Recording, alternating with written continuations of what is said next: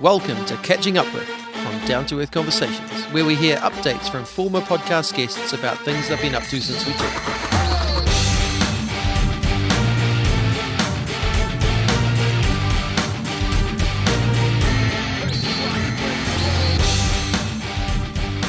Kia ora, welcome to the second episode of this new little side project, Catching Up With, here on Down to Earth Conversations. These are short episodes with former Down to Earth Conversations guests about new and interesting things they've been up to since I last talked to them. I'm Andy Dixon, and today we are catching up with episode 5 guest, Julia Grace. Julia talked to us last time about her own journey with mental health and her recognition that there isn't a line separating well and unwell, but that we are all on a continuum of mental health. It's a profound and fun kōrero and definitely worth a listen. Julia joins me on Catching Up With to talk about how the journey of speaking into that mental health space is going. Her recent appointment as President of the Professional Speakers Association of New Zealand, and most excitingly, her upcoming book, Be Kind to Your Mind. This is episode 2 of Catching Up With. Here's Julia Grace.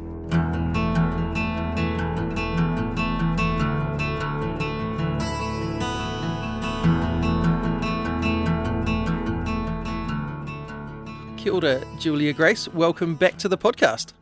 Kia ora, and lovely to be here.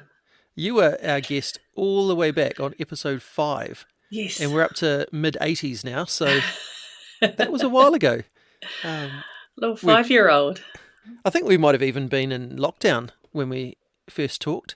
I think we were, believe it or not. The first big lockdown, and yep. You were writing crazy songs about yes. being stuck in lockdown. That's right, having hairy legs and putting up with all sorts of things. Yeah, my goodness. Awesome. It feels like forever ago. It does, yeah. So, so some people will already know you from that. If you're listening and you haven't heard that, go back and listen to that conversation because there's a lot of gold in there, and you'll find out a bit more about who Julia is and what she's about. So I just wanted to catch up with you because you're doing some other cool bits and pieces these days. When we talked, you'd kind of been doing the speaking about mental health thing for a little while, but you were kind of still trying to find, where's my place in it? What's my brand? Where do I sit in this space? Yeah. Clearly, you've kind of found a niche. Yeah. I've sat down. How's all that been going? Yeah, it's been going really, really well. And I'm just sort of looking back and reflecting on that time. I was in a period of really being determined to do the mahi in the background. And I was still speaking and presenting front-facing as I have done the whole time. But I was very much of the opinion, and still am, that you do the mahi first before you get the treats. And so I was in a space. I remember that year I also did a block course, like a 1-year course with Mind Health, Richard Black from Christchurch. Incredible work there. Learned a lot of not only the process of helping others in tricky conversations when it comes to their well-being, but also having those conversations within myself. Yeah. I think we all go into these courses thinking, I'm going to change and help everybody else. And then by the second round of sessions, you're like, oh my gosh, I think I'm here to fix me. Yeah. And that was a really great thing. So that was part of that process of, I feel like, just continuing to upskill myself. So since then, I have on that sort of theme, I have trained and qualified as a mental health first aid instructor with Mental Health First Aid Aotearoa through Te Pou, and also recently as a youth instructor, so doing that mental health first aid specifically to young people. And that has been really, really just fascinating and deep and strong learning as well. And then while I've been doing that, I have continued to speak and develop my resources. So the stuff that I teach has continued to be informed by what I've learnt, but also informed by what I've experienced, and then what I've brought to the public, what they have said. That worked. I loved that. I say it's like firing a whole lot of arrows out into a field, and when you fire out 10 and 5 get in one spot and people bring them back going, I loved that one. You think, right, we'll follow that little path and Yeah, just nice. step by step kind of following that path through. And I'm finding myself in a space now where people are really resonating with what I do and in an increasing way, which is really, really satisfying and really And both encouraging. and both inside and outside the church, from what I've seen. You're Absolutely. Yeah. involved all over the place. Yeah. Yep. So I've actually quite intentionally kept my work broad. I have come from a teaching education background, so I've taught in state schools for decades. So I've always walked this line in this space of bringing my faith to the table in a way that is authentic for me and not exclusive for other people. Yeah. I just, it's very much part of my values that everybody needs good mental health support. Everybody deserves good mental health support, and just getting up and telling people that all you need is Jesus is not. Yeah. It's just not a health solution. No. We don't do it at the hospital. I hope we don't do it at the dentist. We don't do it at the electrician, and so why should we be doing it at the mental health specialty space? So Yeah. while my faith is part of Te Whare Tapawha, Taha Wairua, my faith, my Wairua practices are really important to my journey. I always try and communicate that in a way that includes people, whether or not they come from a faith tradition that looks anything like mine or at all. It doesn't matter. Yeah. And you've obviously been doing well at it, because recently you won an award. Yes. You were in the education and advocacy section of well, there was a whole lot of letters that I didn't write down, but Yeah. an International Women's Yes, Award. that's correct, yeah. And you won it. So congratulations. Yes. Thank you very much. Yeah, that was really cool. Yeah, like, how do you even get nominated for stuff like that? People recognise what I'm doing, and somebody that I know who's been impacted by my work nominated me for that, and so she picked out the education and advocacy part, because that was really my my main focus. But that was incredible to be nominated in amongst this large group of women who are doing amazing things around the world. So all the way from education through to environmental issues and looking at social justice and change. And it was amazing to come to the table with all these incredible women. And then in my particular category, education and advocacy, to come first was a real honour. And to be recognised on a more global scale is really exciting. But it's equally encouraging to see people around the world with the same passion for change. I think we look around and think, good grief, are we getting anywhere? Is anybody growing up, or are we all just, are people just getting more and more divided? But actually seeing a lot of people who are working very hard for social change. That's really encouraging. Yeah. A part of your journey of late also has been becoming the president of the Professional Speakers Association of New Zealand. Yes. So, I mean, until you got that role, yeah, I was unaware there even was a Professional Speakers Association. No doubt. So, but obviously Yeah. there's enough people doing that kind of work to make up an organisation. Can you just tell us about, like, what is it? Absolutely. And then also, what's your role in that now? Yeah. So PSA NZ, which is the Professional Speakers Association of New Zealand, is part of the Global Speakers Federation. So it's a worldwide group. We've got chapters or national bodies in countries all around the world. And these are speakers who make speaking their job. So it's kind of in the name, Professional Speakers Association. So it's a group of people who are already using their voice and using that as their job. And we have people who speak on a huge variety of topics, as you can probably imagine. But one of the cool things is that we get to gather together and communicate about the unique challenges and benefits of being a professional speaker. Like any job, people see the glamorous side. Yeah. People see the Corrie Lounge and the flights and the fun and the stage. And I absolutely love my job. I cannot love it more. But people don't see what goes on behind the scenes, which is most of it, let's face it. Yeah. So it can be a lonely job because you're usually the guest. You're often a guest on your own or just with one other team member with you. And so you move into big spaces with lots of people. And it takes a lot of energy to be, even when you're very much welcomed and embraced, you've got to be on the whole time. Yeah. And so, yeah, people understanding what goes into the business behind that and how much work goes on in the team in the background. So we gather together once a month and have other supporting things. And we just absolutely love supporting each other, learning how to grow great businesses, and also then having the chance to spread around the world. I'm speaking in Perth in March at the Australian convention, and then in India in February as well at the PSA convention. I'm heading to Bali later in the year and speaking to people around the world about how to do their job better. Wow. So I mean, I love that idea that a very individual solo job, yeah, you've almost created colleagues. You've yeah, you've got yeah, that space where you're feeling supported, yeah, which is actually so important. I mean, you talk about mental health. Feeling yeah. lonely is not great for your mental health.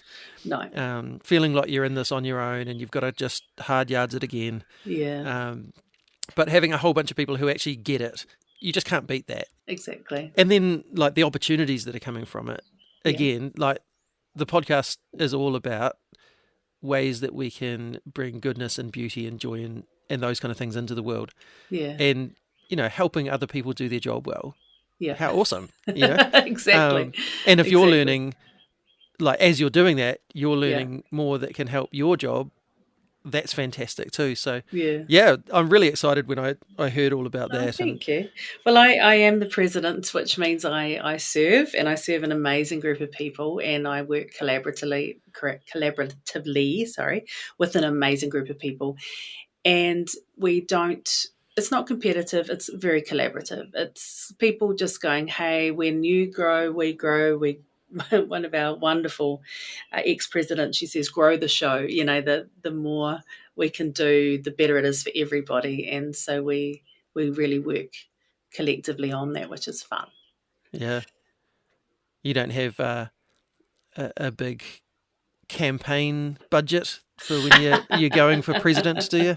No, my campaign budget was, do you want to be? Oh, yeah, okay, that sounds great. No, that was about the budget. I was vice president for 2 years and cool. Under an incredible president. And then when it was time for her to change her role, I put my hand up. And yeah, it's a privilege, actually. It's really cool. Yeah, nice. Yeah. The last and probably the most exciting thing of the things I wanted to talk to you about today is that you have a book coming out. I do. Be Kind to Your Mind? Yes. Yeah. And do you want to tell us a bit about that? Where did it come from? When's it coming out? All that stuff. Absolutely. So it's come from a long, long journey. Most of the book is related to two things. So there's my story, my journey, and then the resources that I teach around the world to people about their mental health, about being kind to their mind. And then interspersed between that is a reflective element. So it's not just about my story, it's about your story. And I allow and invite the readers to come in and reflect and journal and to put their own experience into the story. And so I've been able to sort of look back. I started with the point at which I was diagnosed with depression and anxiety, sort of in that very unique period of time, which was short, sharp, and and abrupt, was when I found that diagnosis. But I walked out of that situation thinking, well, that didn't happen in a vacuum. How did I get here? How did I get to this point?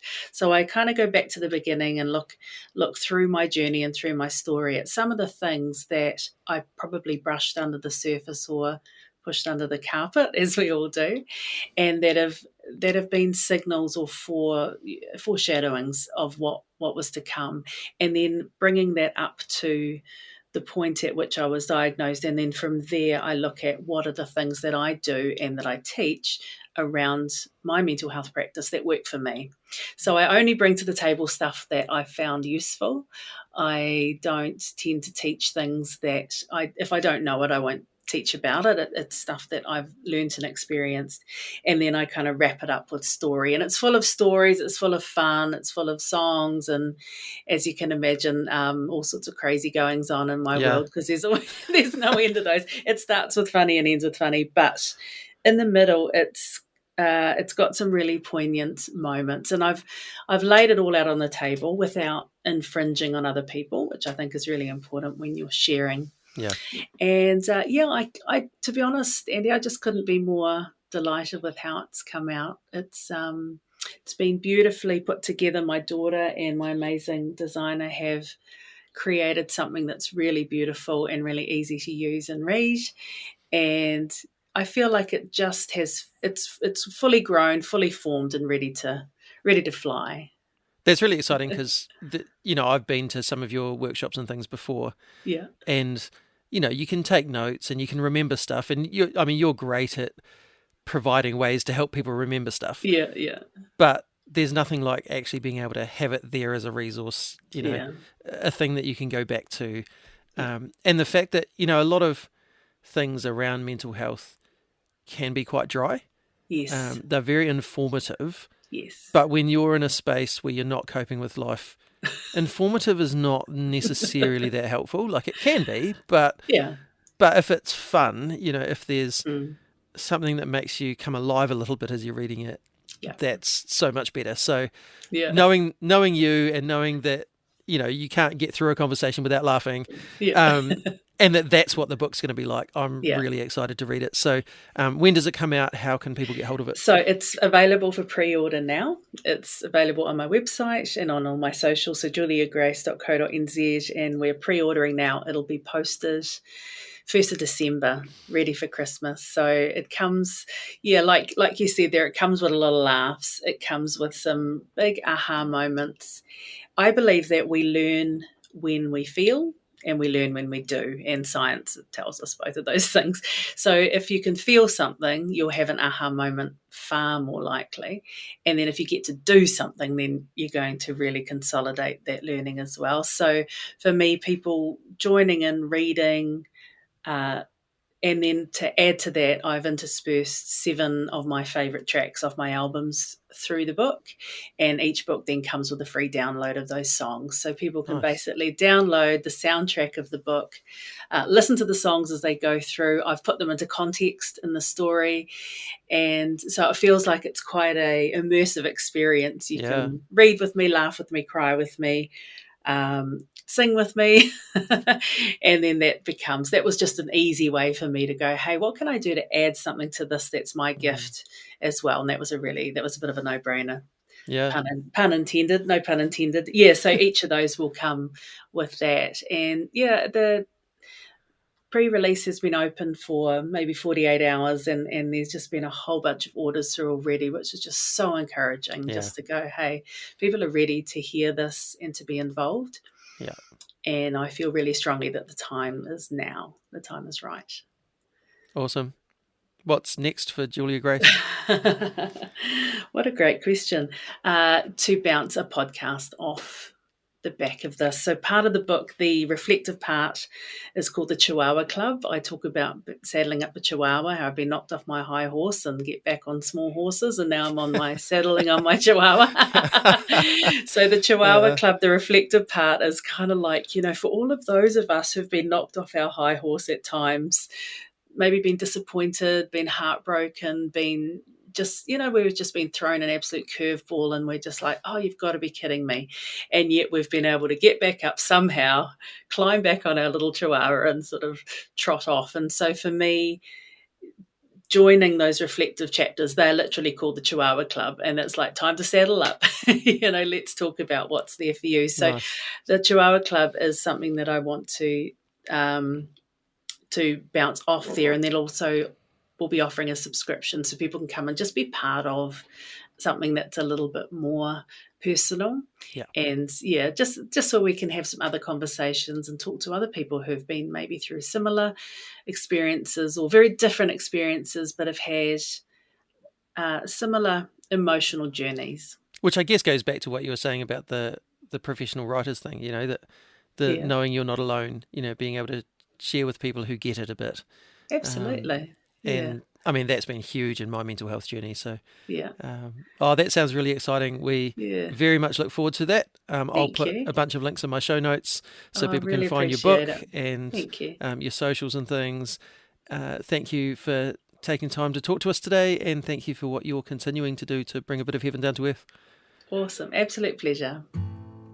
E tō mātou matua I te rangi, kia tapu tō ingoa, kia tau mai tō rangatiratanga, kia mea te tau e pai ai ki runga ki te whenua, kia rite anō ki tō te rangi. Humai kia mātou ai nei, he taro mā mātou mō tēnei rā. Muro mātou hara, me mātou hoki e muru nei I o te hunga, e hara ana kia mātou.